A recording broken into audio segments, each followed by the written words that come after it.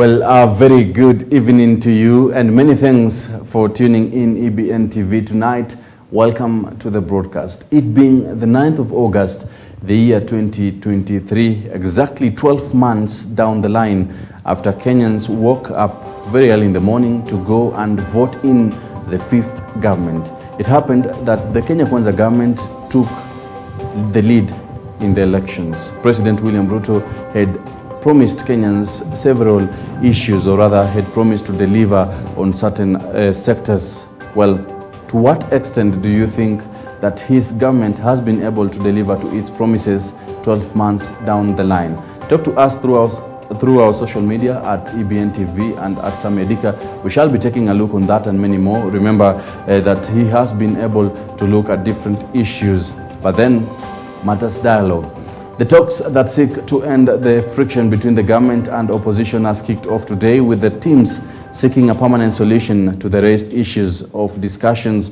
Azimio delegation led by Wiper leader Kalonzo Musyoka said they will respect the dignity of all participants, the constitution and the rule of law, with Embu County Governor Cecily Mbarire leading the Kenya Kwanza team, insisting that they seek to put the interests of Kenyans first. The talks comes at a time when leaders from the two political factions continue locking horns on the subjects of discussion.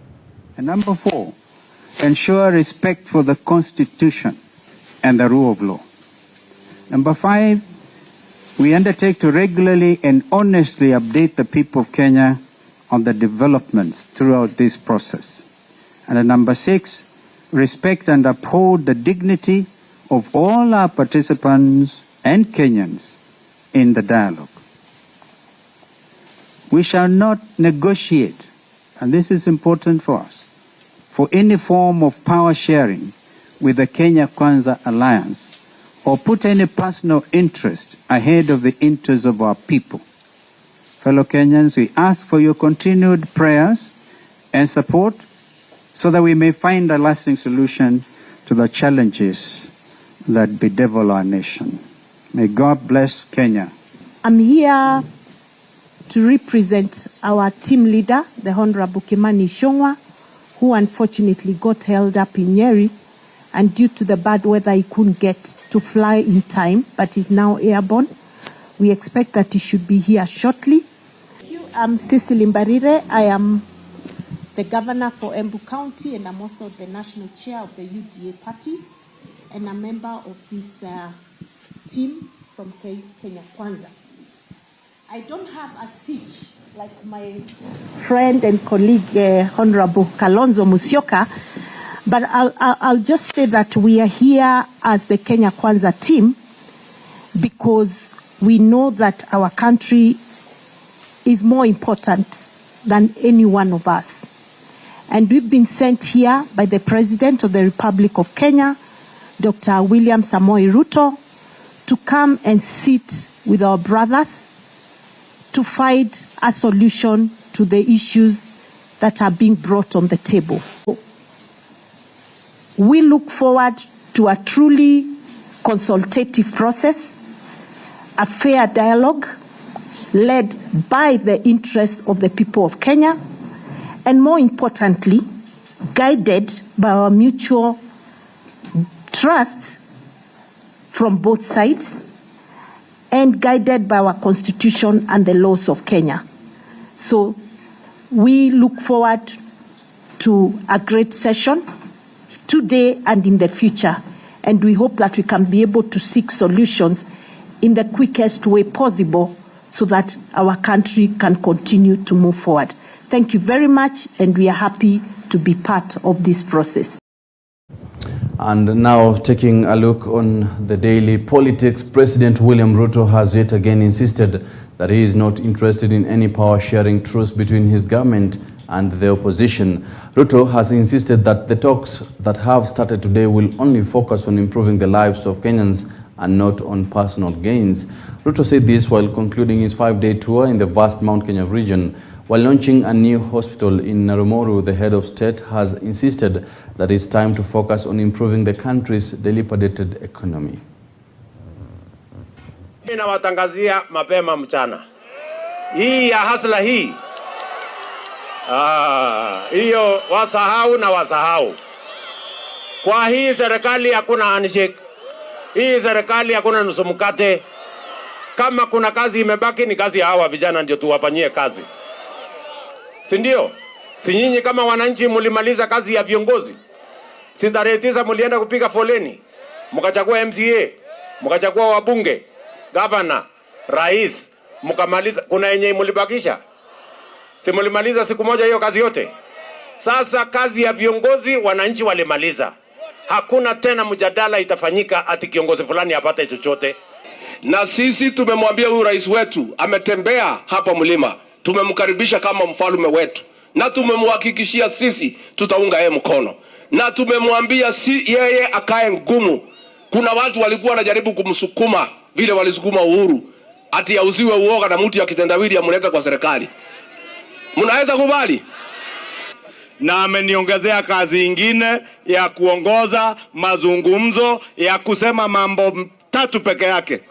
Jambo la kwanza, mambo ya fujo, ya vita na vurugu, ya maandamano ya fujo, hakuna Kenya tena. Jambo la pili na muhimu zaidi, mambo ya nusu mkate na handshake na cooperation na kunusa serikali na kukaribia serikali, hakuna. Well, and now taking a look on matters welfare of government employees, the Salaries and Remuneration Commission (SRC) has announced salary increment of up to 10% for state employees. SRC Chairperson Lynn Mengich has noted that the salary increment has been gazetted, with President William Ruto and his Deputy Rigathi Gachagua salary remaining the same.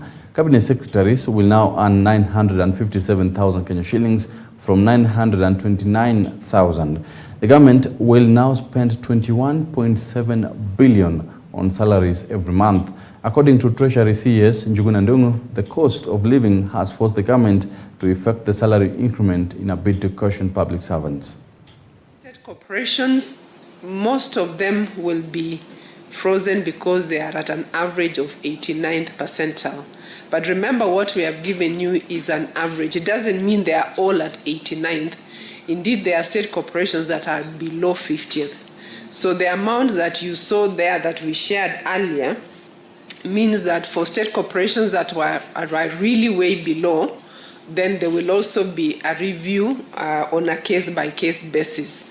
Can we specify at this point which ones we can share later if we need to, but actually that's the message, that for those that are way below, there will be a review.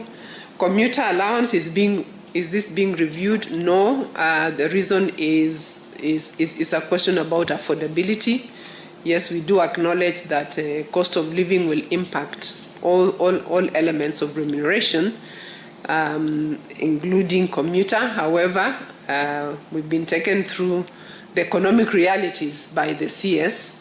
So going by the realities on the ground, we cannot afford to make that review. I listened to Lane here, Megich. She was even saying that the salary structure is 7.4% of GDP. But actually, what she should be saying, it is actually slightly over 50% of tax revenue, because that's where we pay the salaries, and the wage structure is based on tax revenue. Currently, we are actually generating 15.8%. That's our target. 15.8% of the GDP is actually, that is what the tax effort or tax revenue is, sort of tax to GDP. So we are actually saying out of that, you're getting 7.4%, isn't it? So you can imagine why we have to push the denominator to be better, that is the GDP. Well, now taking a look on a different matter, and a driver has been left dead after his tanker lost control and hit an electric post in Sikati, Kandoi, Bungoma County before catching fire and bursting into flames.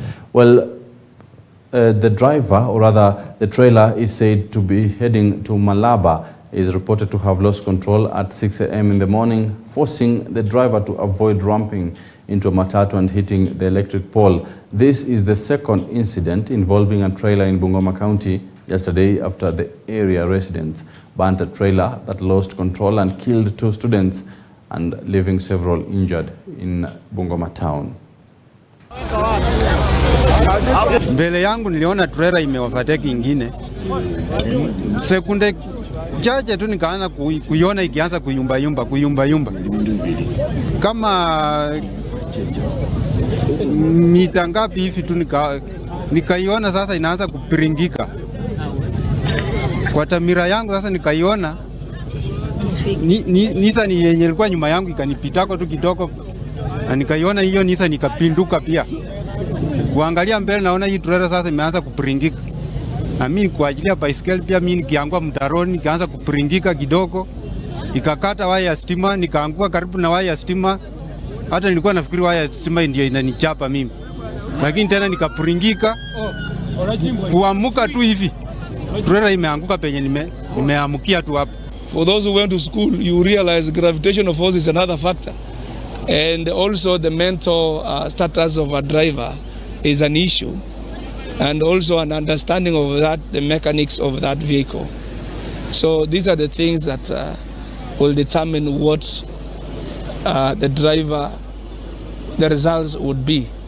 So for me at this point, it's just a matter of advising people, the drivers, to be cautious, and also those who are responding. At times there are incidents where we can respond, all of us, in terms of going to put the fire off. But in such circumstances, it is dangerous because it is carrying inflammable material where we'll be exposing many Kenyans to risk. So for me, it is which instances should you respond to? And we have our able team here that responded timely. From the county government, the firefighters actually came at the right time.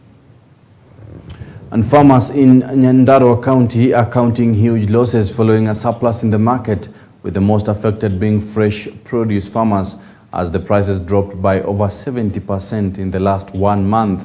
According to traders at the popular Sokomjinga market along the Nairobi-Nakuru highway, there was overproduction, leading to a drop in prices at the retail level. And Kiru Wanyoike says that the fog along the highway had also impacted their trade, with many customers shying from the market on safety grounds. Currently, a bag of potato is going for around 2,500 Kenya shillings from 5,000 Kenya shillings in February this year. Kwa soko unaenda kwa shamba unanunua mboga, ukikuja hapa unapata mboga nazo zimekuwa bei rahisi. Sasa kwa shamba unanunua mboga bei kali, unakuja hapa unachomeka, ukiwa na pesa kama 50,000, baada ya wiki mbili unajipata una kitu. Kama hii msimu wa baridi, ile kitu sisi tunahofia hapa kwa soko yetu jini kwa barabara. Tunahofia hizi magari juu ya ukungu. Unaona sasa kwa hii barabara tukiangalia hapa, unaona magari zinaenda pole pole. Sasa serikali kama inaweza kubali tutengeneze hapa fence mzuri ama ua mzuri, tunaweza furahia. Because unaweza pata sometimes magari huwa zina flat. Inakuja hapa, inaanguka. Unaona? Na sisi tuko karibu na barabara. So kama wanaweza weka hapa fence mzuri, tunaweza furahia na tuone serikali inatusaidia. Na hii ni siku ya 4 kukaa pande hii ya Sokomjinga. Kwa sababu viazi tunanunua kwa shamba labda 2,500, na hapa tukifika ni shilingi 2,000. Kwa hivyo tuko na shida. Hata wale tunauzia viazi, wanakuja wanakuambia ile bei umenunua kwa shamba.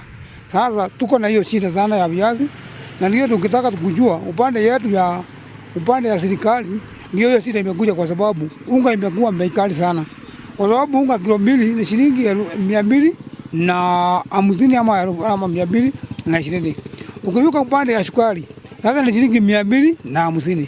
Kwa hivyo hata mtu anakuja kununua hiyo viazi, hata akaenda kukula anakuambia hivi viazi niuzie bei ya rahisi, unamuuzia 2,000, na kwa sababu vile umekuwa umenunua. Mafuta imekuwa bei kali. Hakuna watu wanakuja. Wakati mwingine unakuja mtu anabagaini boga anasema ya shilingi 5. Hata kwa saba hujatoa boga na shilingi 5. Sasa kumekuwa kugumu zaidi.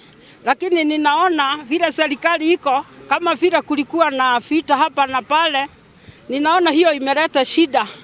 Kwa vile imeweka watu uoga sana. Sasa ndio ninaona tuombe Mungu sana ili atusaidie, na serikali kwanza ijue vile itasaidia watu wa biashara. Hati hakukuwa na viazi nyingi, na viazi zilikuwa na bei ya juu sana.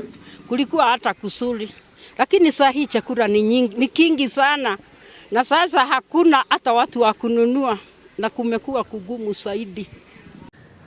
Well, and leaving that, the National Alliance of Community Forest Association is warning of a looming shortage of tree seedlings due to the recent ban on the use of plastic seedling potting bags. The farmers, while calling for a review of the ban by NEMA, noted that this would have negative effects on the plan by the government to plant 15 billion seedlings by the year 2030. This comes as the association lauded the government for lifting the logging ban, noting that Kenya Forest Service should issue guidelines on how the exercise will be carried out. Last month, NEMA Director General Mamo Boru banned the use of plastic seedling potting bags in line with the earlier ban of plastic carrier bags. The ban was done without proper planning because there was no public participation, and also addressing the issues of the people who had perhaps paid for trees. Some of them have, some of the sawmillers are local, and they had even got loan banks, and many jobs were lost. The lifting was done, yes, also with the same, perhaps the same mistake. Proper public participation, whereby we are going to address the issues of restoration, involving of community forest associations, so that we are able to raise enough seedlings at the right time and knowing where and when to replace those trees. There's also the issue that the government should address. We are talking about the 15 billion trees. Yes, we need to restore this country to that %, but there has to be good plans about it. The other day we also saw another letter from NEMA banning the use of plastic bags in raising tree seedlings. It is coming at a time when the government is looking at raising 15 billion trees. Alternatives to change from the polythene bags, which have been used for many, many years across this country, to degradable materials, which have not been distributed or well known by the same communities across the country, we can also slow down the 15 billion issue.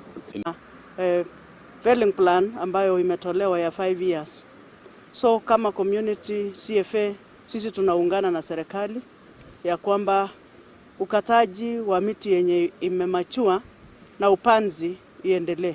Sisi kama community forest association tutaungana na serikali kuhakikisha kwamba sehemu zile ambazo miti zimefunwa tutaotesha miti, tutahakikisha kwamba tutaungana na serikali target ile ambao wameweka kuotesha zile miti, tutahakikisha kwamba miche zimepatikana, tutahakikisha kwamba tumeungana na Kenya Forest Service. And now moving to the western region, that is Kakamega County Health Ministry has launched a training room for maternal and newborn health issues at Kakamega Referral Hospital, which aims at enhancing service delivery to the residents. Kakamega First Lady Janet Kasili has expressed concerns about the high number of mothers losing their lives due to lack of timely health care during delivery. Professor Kasili has urged educational institutions for nursing to utilize the room in providing knowledge to students and nurses and help reduce the chances of losing over 500,000 mothers and girls globally each year due to pregnancy-related complications that can be addressed. The hub will not only be used to mentor service providers in skills, but also serve as a space for temporary or pre-arranged meetings and discussions of group assignments. It will also provide an opportunity for mentoring and supporting through sharing of experiences and expertise among our service providers. I encourage our learning institutions like Masinde Muliro University of Science and Technology and the KMTC to take advantage of this facility and ensure all our students are exposed to skills in preparation to handling the human subjects. Globally, we lose over 500,000 women during pregnancy-related conditions annually. In Kakamega County last year, we also lost a number of mothers due to pregnancy-related complications, and our hearts go out to all the affected families. It is, however, important to note that nearly all of those life-threatening conditions can be addressed effectively with safe, low-technology interventions by skilled providers at all levels of care. This is by comprehensively implementing emergency obstetric and newborn care, which comprises a set of life-saving interventions that treat the major obstetric and newborn causes of morbidity and mortality. I wish to remind all of us that cervical cancer is increasingly becoming a major health burden amongst our girls and mothers. As a strategy in prevention, I have committed to advocate for the increased uptake of cervical cancer screening and HPV vaccination amongst our mothers and girls in Kakamega County. To support me in this endeavor, Matibabu Foundation, through the Africa Cancer Foundation and the Lake Region Economic Bloc, have supported us, my initiative, with the medical scraps that I'm distributing today. And now taking a look on matters education, the government has been urged to consider improving infrastructure in schools for pupils living with disabilities in line with the feeding program. Kila Mtoto Afaidike Initiative Chairperson James Omohaka has noted that the government has forgotten improving infrastructure in schools for the disabled, which has greatly affected learning. The initiative has been funding schools for the disabled in Kiambu, Murang'a, Kajiado and Bungoma counties with a budget of 14.6 million Kenya shillings. We started with a feeding program because we believe that only when the children's stomachs are full, only when they have the right nutrition, will they be able to study, pay attention in school and learn. So we started with a feeding program at 5 of these schools, and then we have built kitchens, we have built toilets in schools. Today we are celebrating the good work that the Bidus are doing. They have made work easier in our school. Children are able to eat lunch very early because the modern kitchen apparatus make sure that the food is ready very early. Kama serikali inaweza hata provide teachers wenye tunaweza saidiana tukita for those students. Hata wao wenyewe watakuwa wanajisikia wakiwa well catered for, na pia hata kila mtoto achukuliwe kulingana na disability yake. Tunaweza kuchangia mahali pakubwa kwa kuchangia miradi ambayo serikali inaanzisha. And the National Authority for the Campaign Against Alcohol and Drug Abuse, NACADA, has launched investigations on the new alleged drug in Mombasa County. NACADA has started taking samples in Mombasa to test the type of drug and put in place necessary measures to curb the use and abuse of the said drug. Some videos circulating around, and the videos have shown people in state which is not very good, and based on that we really, because people are concerned, the public is concerned, and because these are people who seem to be drugged, and they must be using some substances. We are here to find out exactly what these videos are about. We don't have information if actually these videos are from around. That is why we are here. We want to find out. We don't even know what the substance we are talking about, if it is what is being said, because we don't know. People have given various theories, various versions of what this substance is. And actually, we were talking this morning, and we were saying, is it really even in Kenya? Is this in Mombasa? Is it Tanzania? Is it South Africa? Where is it? So we need to get information, concrete information, so that we can give the public the right information, so that we don't do guess.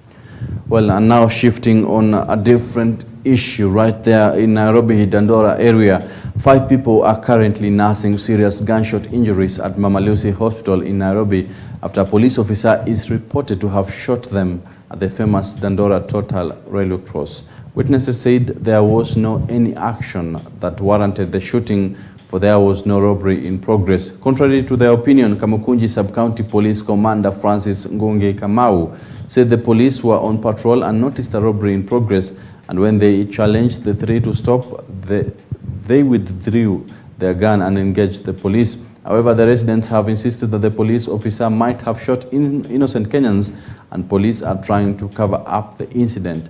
As they said, Abdi is alleged to have a complaint of shooting a child in Huruma. They want justice for the victims, as the OCPD said one suspect admitted at Mama Lucy Hospital is under police custody. Leo tumeshuhudia kitendo yenye hatujaifikiria tunaweza shuhudia. Askari ambaye hatujui nini mbaya na yeye, ama ni mwenda wazimu ama ako namna gani. Kwa sababu leo amefuata mtu akisema, akifikiria ama akishuku ni mwizi, ambaye si mwizi, tunamjua vizuri, ni mtu wa bodaboda kama wale wengine. Na wakati alikuja mahali alimpata, akamfetulia risasi, akamuumiza kichwa, akapiga tena mwanamke mwingine hapo kidogo mwenye alikuwa anaangalia, akampiga tumbo, tena akapiga jamaa mwingine wa pikipiki mguu. Pia kuna mwingine alichomwa na risasi, yani alipiga tu holela holela. So tukaenda mpaka Mama Lucy Hospital. Lakini wakubwa wamekuja wa polisi. Tukainsist lazima huyu mtu akaweza atibiwe. Hiyo ni emergency directly. So na ndio tukaita wanahabari kwa sababu walikuwa wamekataa kuwatibu. Nyinyi hata ndio mmetuma hao watu watibiwe, waanze kushughulikiwa. Walikuwa wamekaa hapo, hawataki kuwatibu, hawataki kufanya nini, tunaona tu wakubwa wanaingia wanatoka, wanaingia wanatoka. Tukaona hii ni ile Kiswahili inageuzagwa. Kwa sababu president alisema juzi tu hii mambo ya extrajudicial killings alisema iishe. Tunataka kuomba serikali kama Abdi atakaa hii Kenyago hii, hatutaki tukae tu tujilinde. Wenyewe huyo ni muuaji. Na hata ukienda mahali sini ilikuwa mahali ameulia, amepigia watu marisasi. Hakuna mtu amekufa, lakini mahali aliyopigia risasi. Tunaomba Mungu asikufe juu kama wa kichwa ameumia sana. Mtaambiwa na watu vile huwa anaishi kufanya. Yeye kuja akipata watu wamekaa tu mahali, anatoa bunduki, anaanza kuuliza nini akina nani. Bunduki sasa amekuwa nini? Inaitwa happy trigger. Sasa hatujui ni askari ama ni muuaji tulietoa na serikali. Tunaomba atoke hapa na aende.